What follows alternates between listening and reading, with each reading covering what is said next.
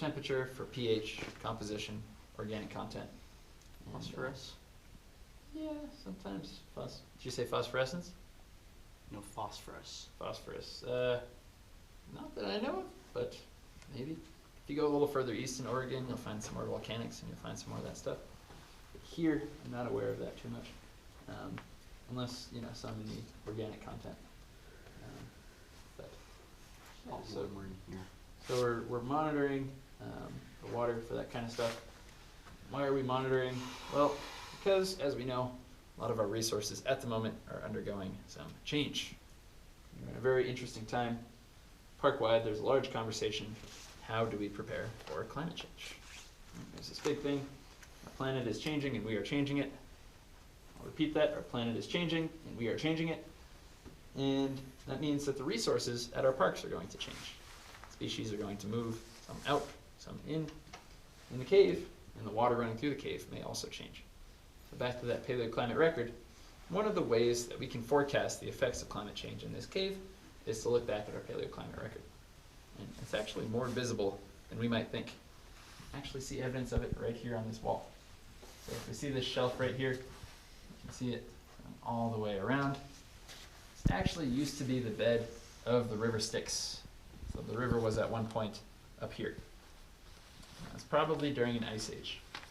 During an ice age, there was not so much precipitation running through the cave, rather it was freezing out to glaciers outside of the cave.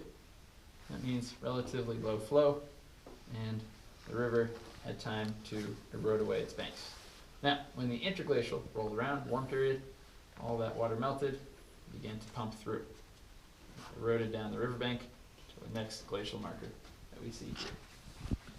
Next interglacial, next glacial, so on and so forth. And it's really sort of the cycle on which the cave grows, which is pretty interesting. So if we look back at that, well, we can actually match it up with other paleoclimate records, figure out how the cave changed when the climate changed in the past.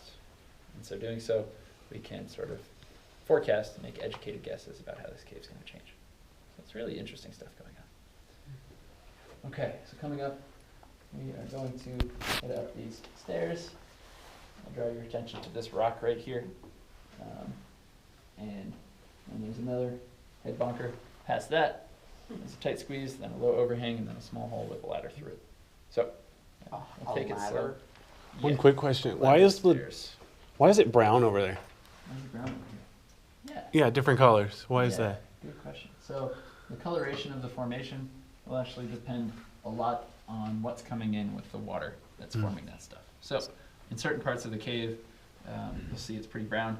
That means probably that it's pretty close to the surface. A lot of dirt, and humic acid, tannic acid, fulvic acid coming in with that water and crystallizing along with the calcium carbonate. Now we'll get to a point deeper in the cave when the depth in the rock has actually sort of allowed for greater filtration in the water. And that's taken dirt and stuff out, and we'll actually get really sort of pure white, pure calcite formations. Does that answer your question? Mm-hmm. Yeah. And then also, sometimes, many times, the human touch has discolored the calcite, which is unfortunate. We'll see examples of that. You'll see it's kind of this very dull, ugly, gray-brown. You'll see it. Okay.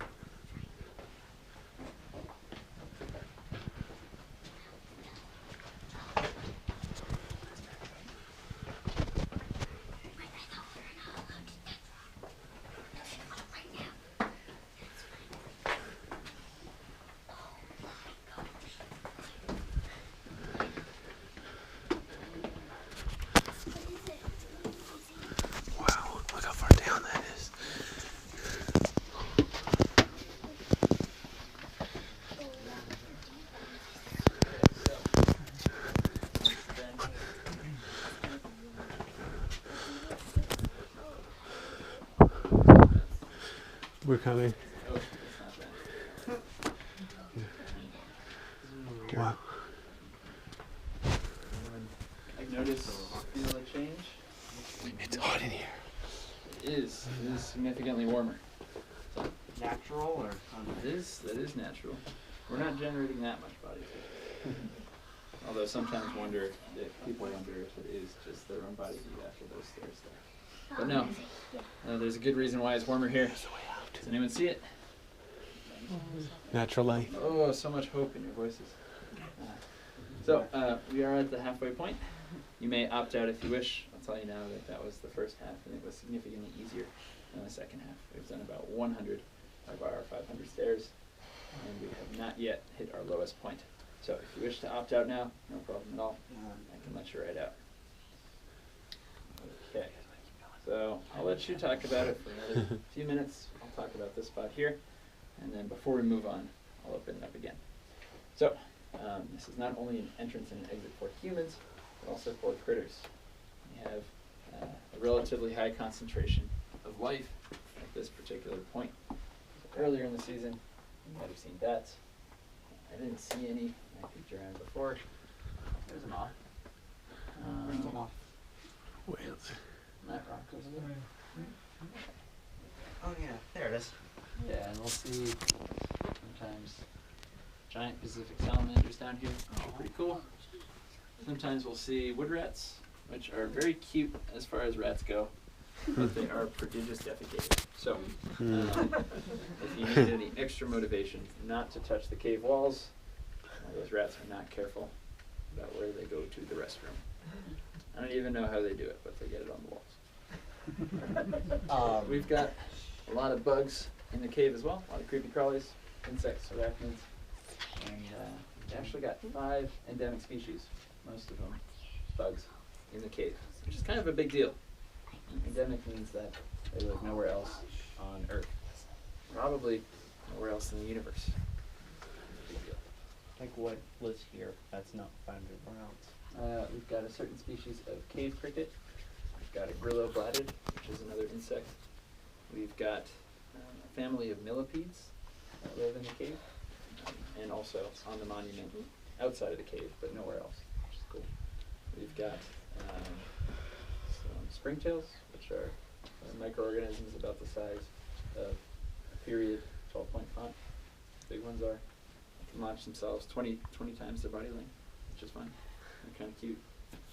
And we've also got a cave-adapted harvestman.